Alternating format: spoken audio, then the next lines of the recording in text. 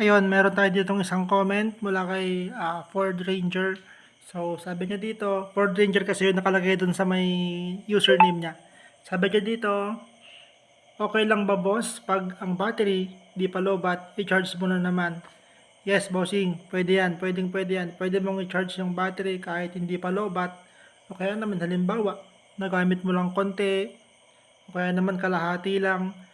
Pwede mo nang i-charge yun mga boss. Pwede nyo nang i-charge yun unless, basta nga pala mga boss, kung nakita ninyong full charge na, tanggalin nyo na yung charger. O kaya naman, gumamit kayo ng tester o kaya nung mga battery indicator, yung voltmeter ganyan, para malaman nyo kung full charge na siya. Kasi nga, kung iisipin nyo mga boss, alam nyo yung mga battery ng sasakyan ng mga motor. So, di ba nga hindi pa lobat, kinakargahan ulit nung rectifier niya, yung charger niya, yung mismong battery. Ang maganda lang doon sa mga yon, kusang nagsashut off yung alternator niya o kaya yung rectifier niya kapag na laman niyang full charge na yung battery. So parang ganun lang din yun boss.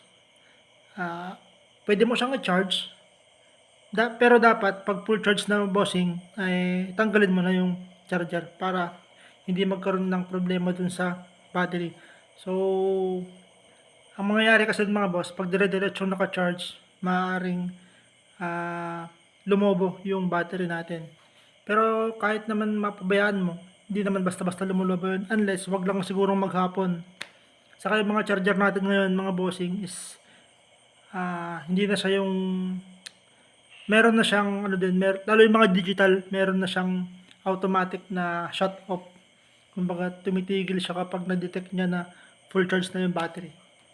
So yun lang mga boss. Sana makatulong.